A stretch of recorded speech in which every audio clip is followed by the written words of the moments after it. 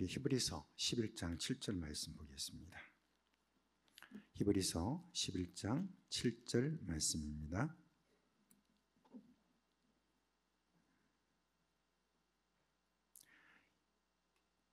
(7절) 말씀을 우리가 함께 읽겠습니다.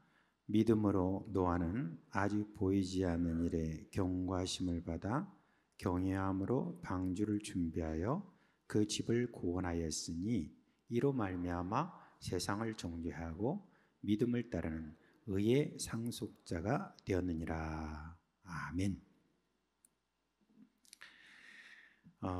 오늘은 이 노아의 믿음에 대해서 말씀을 드리겠습니다. 노아의 믿음을 뭐라고 하느냐 했을 때 오늘 우리가 또 제목도 있지만 의의 상속자라고 그렇게 말을 했습니다. 이 말은 무슨 말이냐면 앞선 믿음의 의를 상속받은 이다 라고 그렇게 하는 말입니다. 성경에 기록된 노아의 일생 이제 세 단계로 한번 좀 이렇게 말씀을 드리겠습니다. 첫 단계는 홍수가 오기 전에 노아의 삶입니다. 창세기 6장 9절에 보면 노아는 의인이요 당대의 완전한 자요 하나님과 동행했다라고 그렇게 말하고 있습니다. 노아의 증조 할아버지가 누구냐면 어제 말씀드렸던 에녹이죠. 그러나 노아가 태어날 당시에 에녹은 세상에 없었습니다. 그런데 그 에녹의 증조 할아버지 게난, 그리고 게난의 아들 마할랄레, 그리고 에녹의 아버지인 야렛은 그 당시에 살아 있었습니다. 그리고 노아의 아버지 라멕이나 그리고 할아버지 무두셀라도 그때 살아 있었습니다. 그러니까 노아는 태어나서 오랜 세월, 어떻게 보면 고 할아버지, 그때부터 해가지고 자기 아버지까지 계속해서 그들이 집안에서 계속 이야기했던 그 이야기가 무엇일까 한번 생각해 보면은 오늘 의의 상속자라는 그 말의 힌트를 우리가 얻게 되죠. 계속해서 에녹에 대한 그런 이야기가 아니었을까 하는 그런 생각입니다.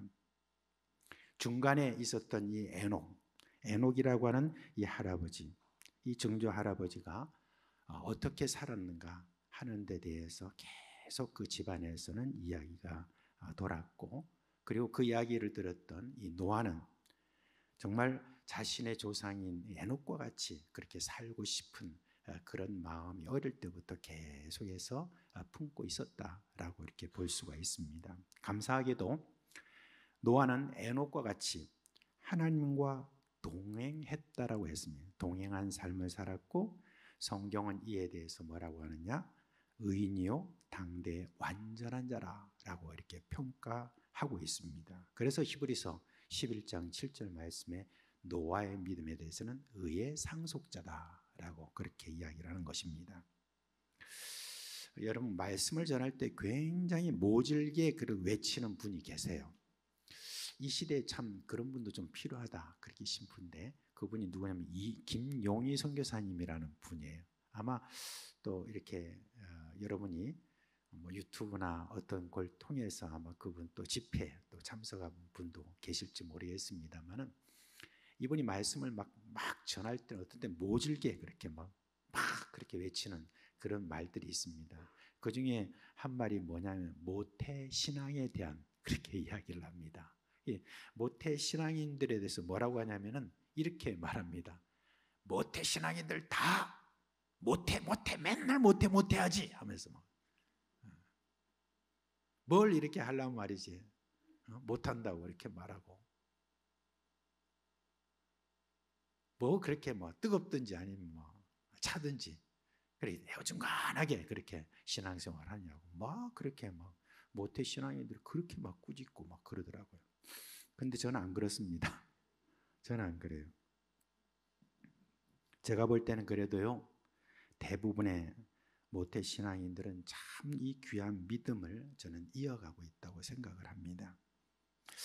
여러분 중에 참 모태 신앙인들에게 더욱더 참 말씀을 드리고 싶은 것은, 여러분은 정말 여러분 부모님이 또는 그 선대가 예수 그리스도를 믿고 살았다라고 하는 거, 이건 정말 복 중에 저는 복이라고 그렇게 생각을 합니다. 아멘이라고 하는 모태신앙인들이 없는 것 같은데, 모태신앙인 한번 손 들어보세요. 모태신앙인 누구 계십니까? 에이, 더 많으신데. 손 내리시고. 황나옵 집사님, 모태신앙인인데 왜 그렇게 손 안 드시고. 네. 근데 여러분 정말 복 중에 복입니다. 이 죄악이 관영한 그런 세상에서 그래도 여러분이 믿음을 이어가고 있다는 것, 이게 바로 여러분 큰 힘이 되는 게 바로 조상이 믿었던 믿음의 역사입니다. 정말 소중하게 여기시길 바랍니다. 혹시 여러분 중에 우리 부모님 믿어도 그냥 그렇게 내가 불만이 많았다라고 그렇게 생각하는 분이 계실지 모르겠습니다만은, 여러분 잘 되라고 믿음을 이어가라고 얼마나 그분들이 기도하고 때로는 여러분들에게 막 윽박지르고 그렇게 해가지고 핍박받았더니 어떠니, 이런 식으로 생각하지 마시고 그 믿음을 위해서 얼마나 수고하셨는가 하는 것을 생각하면 참 좋겠다 싶습니다. 노아는 바로 이 에녹, 이 증조 할아버지 에녹의 그 믿음을 자 이렇게 받은 분으로서 노아 역시 이 세상의 죄악이 관영한 것에 대해서 깊은 근심으로 저도 지낸 줄 압니다.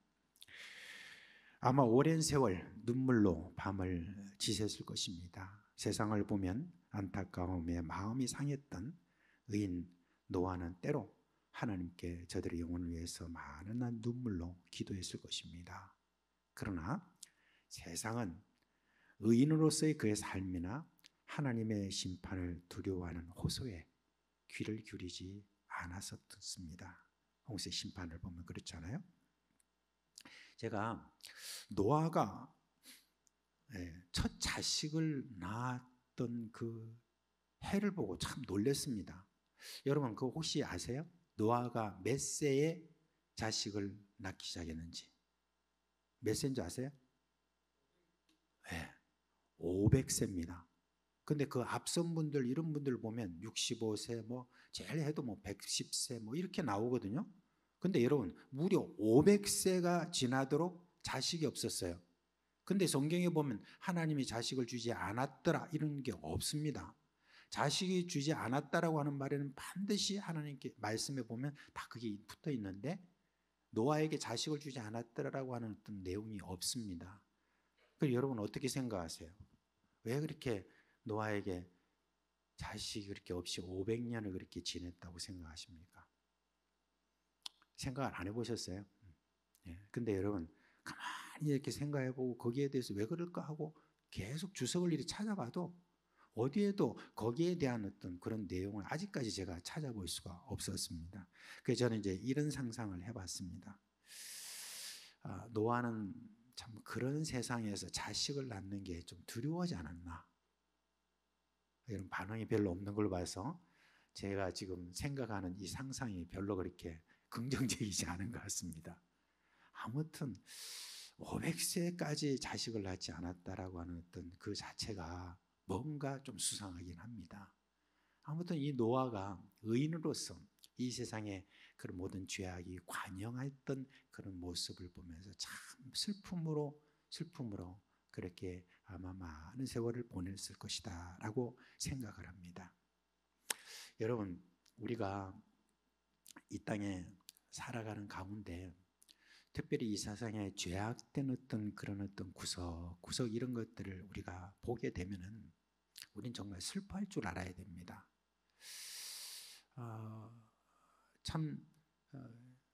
언제 어떻게 하나님의 심판이 다다를지 모르는데 겁도 없이 저렇게 이렇게 죄악 가운데 거하고 있다라고 하는 거, 그걸 여러분 우리가 보면서 그냥 덤덤하게 이렇게 지낸다는 자체가, 그게 여러분 과연 우리 신앙인으로서 자세는 아닌 것 같습니다.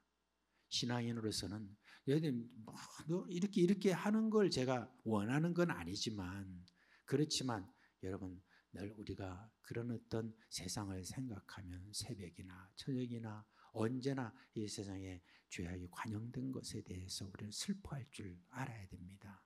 하나님의 심판이 몰아칠 때는 막 무섭게 심판이 몰아치게 되는데 그것을 모르고 그렇게 지내고 있는 이 세상을 향하여서 여러분 우리가 슬퍼할 줄 알아야 되는 것입니다. 하나님은 결국 그런 노아에게 하나님의 결단을 이제 알려주시죠. 이 세상을 홍수로 다 멸망시키겠다라고 하십니다. 그리고 노아에게 큰 배를 지으라고 그랬죠. 우리는 그 큰 배를 가리켜서 방주 이렇게 이야기하지 않습니까? 근데 원어로는 테바라고 이렇게 하죠. 테바라고 하는 것은 상자 이런 뜻입니다. 그런데 방주라는 말은 뭐냐면 네모 반듯한 그런 배라는 그런 뜻이 있습니다. 물론 직사각형 그런 어떤 모습이긴 하지만, 그래서 이제 우리가 노아가 그 방주를 지을 때를 우리가 한번 상상해 보면은, 여러분 높은 곳에다가 이제 앞으로 큰 홍수가 이렇게 오니까 여러분들 다 이제 피하셔야 됩니다라고 하는 어떤 상징도 있겠지만, 노아가 그런 말을 안 했을까 했지 않겠습니까? 그죠? 그래서 위에서 산 위에다가 배를 그렇게 짓는데 그 배가 보통 배입니까? 얼마나 많은 노동력과 또 재료가 이렇게 막 들어갔습니까? 그리고 또 거기다가 또 뭐예요? 오랫동안 먹을 수 있는 뭐 여러 가지 꼴들부터 시작해가지고 이런 것들 다 그 안에다 집어넣고, 그렇게 생각을 해보면 엄청나게 참 많은 어떤 물자들이 거기다 필요하지 않았겠습니까? 그죠? 그 일을 해나갈 때 사람들이 어떻게 저를 조롱했겠습니까? 정신 나간 영감쟁이라고 막 그렇게 다들 막 조롱을 하지 않았겠습니까? 그죠? 우리가 하나님의 말씀을 전할 때 어떻습니까? 뭐 그 말에 대해서 제대로 듣는 사람이 그렇게 많지는 않은 것 같습니다. 그냥 건성으로 듣기도 하고 막 그렇게 하죠. 우리가 붕어빵 전도하면서 나가서 이렇게 막 드리잖아요. 근데 우리 김성식 장로님을 비롯해서 막 여러 사람들이 막 이렇게 막 그렇게 말하죠. 예수 믿고 천국 갑시다. 우리 예수 안 믿으면 어떻게 인생을 이렇게 하면서 막 그렇게 외쳐도 사람들이 반응을 보면 참 건성건성입니다. 거의 잘 안 듣습니다. 예수님이 노아에 대해서 말씀하신 내용이 나와요. 마지막 심판 때도 비슷한 현상이 일어날 것이라고 하면서 여기 이야기에, 노아의 이야기에 주목하라고 그렇게 했습니다. 홍수가 나기 전까지 사람들이 어떠했다고 했냐면 마태복음 24장 38절 39절에 홍수 전에 노아가 방주에 들어가던 날까지 사람들이 먹고 마시고 장가들고 시집가고 있으면서 홍수가 나서 그들을 다 멸하기까지 깨닫지 못하였으니 인자의 맘도 이와 같으리라 그랬습니다. 뭐 장가가고 시집가는 거 그걸 갖다가 잘못됐다고 말하는 게 아니죠. 이걸 잘못 이해하면 안 되죠. 노아의 아들도 장가를 갔잖아요. 그죠? 문제가 뭐냐? 깨닫지 못했다라고 그렇게 했습니다. 노아가 말한 것을 듣지 않고 무시했다는 바로 그런 이야기인 것입니다. 노아가 아무리 의인답게 살고 당대 완전한 자로 살았어도 이미 타락한 세상 사람들은 아예 본능대로 살아가는 무지한 자들이 되었다는 그런 말입니다. 노아의 삶 두 번째는 바로 이 홍수 이야기입니다. 놀랍게도요, 이 홍수 이야기는요, 다양한 문화권에서 유사한 형태로 다 이렇게 전해지고 있는데, 특별히 고대 근동 그 지역이 있잖아요. 그 지역에 있는 그런 곳에는 길가메시 서사시를 비롯해서 여러 가지 홍수 이야기가 다 이렇게 있습니다. 근데 이제 제가 그렇게 선교사로 있었던 키르기즈스탄에 거기에 홍수 이야기가 있고, 또 그 홍수가 있었던 그 모든 것들을 그대로 이렇게 보여주는 그런 곳이 있습니다. 그곳이 이제 어디냐면 천산산맥, 길게 뻗어 있는 그 천산산맥이 있는데, 천산산맥으로 딱 둘러싸여 있는 한 1100m 정도의 고도 위에 거기에 호수가 있습니다. 근데 그 호수가 경상남도만 합니다.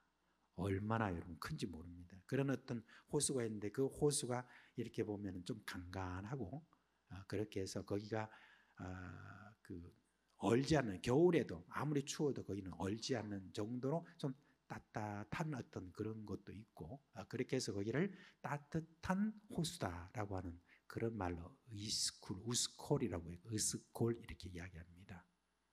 그런 어떤 곳이 있습니다. 그런데 그 호수가 생긴 이야기가 있어요. 이야기니까 여러분 너무 진지하게 안 들으셔도 됩니다.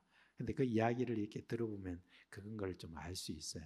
이제 거기에 옛날에는 거기가 큰 도시였다네요. 그 호수 안쪽이 도시였는데, 근데 그때 거기에 왕이 하는 사람이 있었는데, 이 왕이 자기 얼굴을 세상 사람들이 보이지 않는 왕이었습니다. 그런데 이제 이 왕은 자기를 이렇게 보좌하는 한 사람, 딱 한 사람을 매 2년마다 한 사람을 딱 이렇게 맞아들이는 거예요. 그리고 신하들도 그 왕 얼굴을 보지 못하는 그런 가운데서 2년마다 사람들이 오면 그다음 2년 끝나고 나면 그 젊은이는 죽는 거예요. 네. 그런 어떤 일들이 있었습니다. 근데 이제 한 젊은이가 이제 차출돼 가지고 들어와서 이제 왕을 수종들다 보니까 왕의 모습이 뭐냐면 귀가 굉장히 이렇게 커가지고 당나귀 귀처럼 그렇게 생긴 그런 왕이었던 거예요.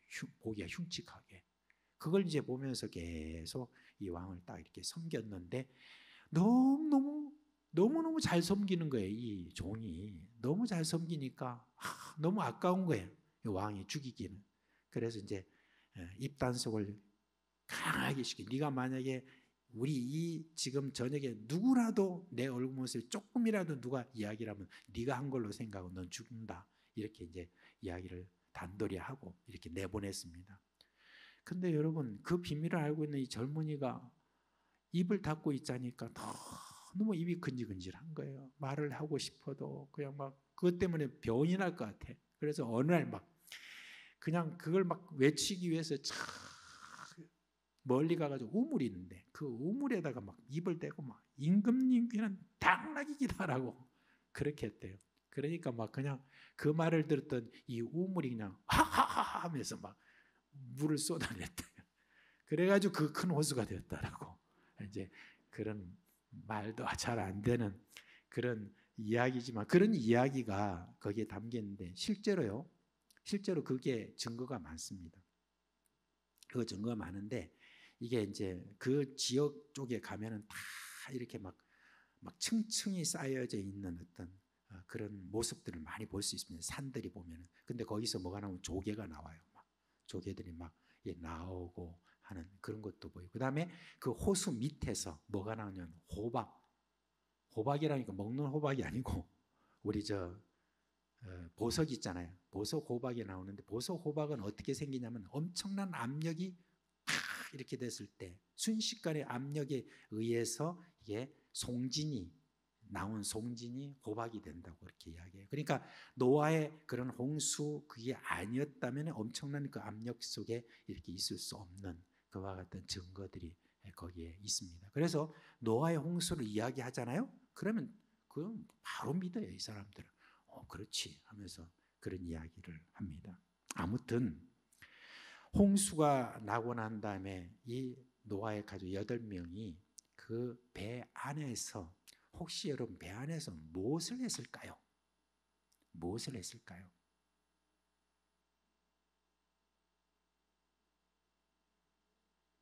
여러분 이제 상상에 맡기겠습니다. 아무튼 배 안에서 저들이 무엇을 했을까? 참 지금 다 죽어나갔잖아요. 온 세상이 다 죽어나간 그런 가운데 노아와 여덟 식구가 참 하나님 한 분만 바라보지 않았겠나 하는 그런 생각이 듭니다. 정말 세상에 그렇게 멸망하는 어떤 주변의 그런 모든 것들을 생각하면서 그걸 보지는 못했지만 그렇게 생각하고 있었을 것입니다. 이제 홍수로 인해서 오직 노아 8 식구만 세상에 남겨지게 되었어요. 세 번째 이야기는 방주에서 나온 이야기입니다. 방주에서 나온 노아와 식구들은 어떤 느낌이었을까요? 이야, 그렇게 내 말 안 듣더니 이제 꽃이다. 이 세상은 다 우리 께다 라고 그렇게 좋아했을까요? 천만의 말씀입니다. 의인 노아는 멸망당한 세상을 보면서 오히려 마음에 깊은 슬픔이 아마 있었을 것입니다. 그 한 몇 주 전에 우리 서부 노예에서 이제 그 교육적 세미나가 있었어요. 근데 강사 중에 한 분이 누구였냐면 최무열 목사님이라고, 이 목사님이 그 이전엔 대직교회를 이렇게 목사님으로 계시다가 지금은 장신, 그러니까 여기 부산의 장신 거기 총장으로 가신 그런 분입니다. 근데 그분이 책을 하나 써가지고 그 책을 우리에게 설명해 주면서 다 책을 한 권씩 나눠줬습니다. 근데 이제 그 목사님이 노아가 방주에서 나온 그 이야기 중에 우리 목사님들이 너무 오해하는 게 많다라고 그렇게 이야기를 하더라고요. 그게 뭐냐면 노아가 나온 다음에 포도나무를 심고 그 다음에 포도나무에서 난 그걸 가지고 술을 만들어 가지고 그 다음에 술을 이렇게 마셨다. 그래가지고 완전히 막 술에 취해가지고 널브러졌다라고 하는 그 이야기 있지 않습니까? 그러면 그 이야기에 대해서 많은 목사님들이 설교할 때 영적인 긴장이 풀려져 가지고 저렇게 술을 마시고 널브러졌다 이런 식으로 이야기하는데 자기는 그게 아니라고 그렇게 이야기를 하더라고요. 그런데 이제 그런 어떤 일에 대해서 자기가 그렇게 아니라고 하는 근거는 뭐냐면 하나님이 거기에 대해서 책망도 하지 않았고 오히려 그 일을 조롱한 가난이라는 이 아들이 벌을 받았다라고 하는 그런 내용을 이야기합니다. 그러니까 노아가 포도주를 먹고 취한 것에 대한 이유를 바르게 해석해야 된다. 그렇게 이야기합니다. 노아가 그렇게 포도주를 마시고 취하도록 마신 것, 이거는 영적인 슬픔이 너무나 커서 포도주를 마셨다라고 그렇게 이야기합니다. 우리가 교통사고를 당했을 때 동료들은 다 죽고 혼자 살아남았을 때 그런 슬픔 비슷한 감정이 아니었나. 그때 이제 포도주를 한 잔 마시면서 그렇게 하면서 좀 위로를 받지 않았나라고 그렇게 이야기합니다.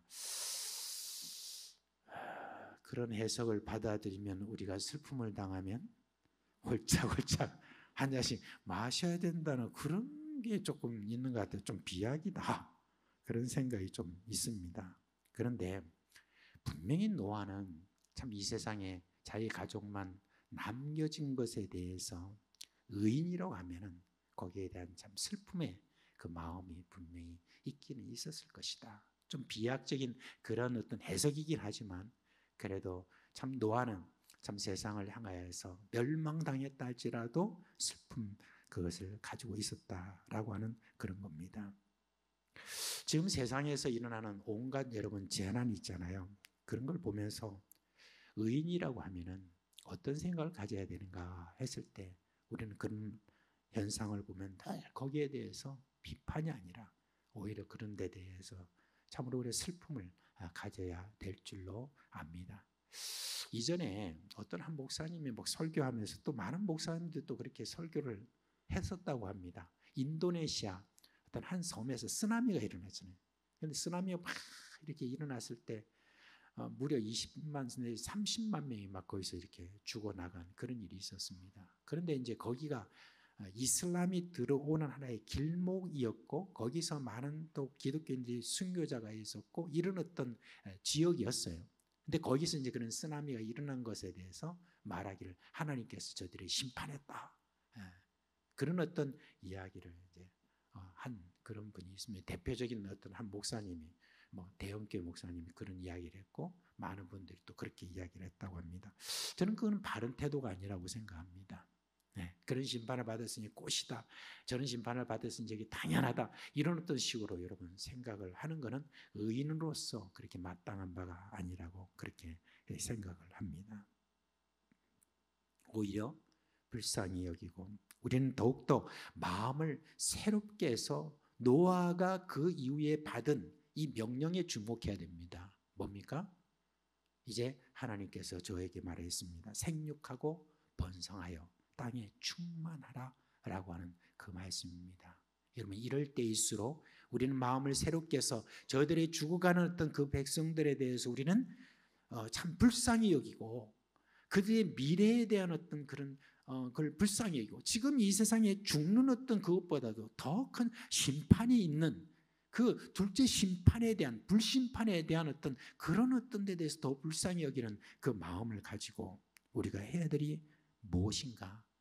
우리가 의의 상속자로서 어떻게 하든지 한 사람이라도 듣든지 아니 듣든지 우리가 저들에게 말씀을 전하고 하나님의 심판에 대해서도 이야기하고 계속해서 귀가 따갑도록 때로는 그렇게 우리는 이야기를 해야 된다는 바로 그것입니다. 그러므로 말미암아 그 이야기를 듣고 그래도 사람들이 주께로 돌아오는 어떤 이 일들을 생육하고 번성하라고 하는 이 모든 말씀 거기에 해당된다고 저는 생각합니다.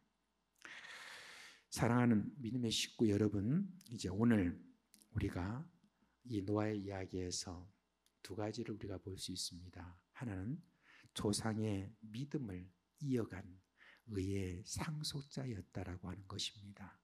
우리의 믿음의 우리 선조들, 우리가 직계 모든 가족들 외가 할 것 없이 그런 어떤 믿음의 그런 상속을 받은 여러분들이 이에 의의 상속자로서 사명을 가지고 끝까지 의를 지키고 살아가시는 여러분 되시기를 주님의 이름으로 축원합니다.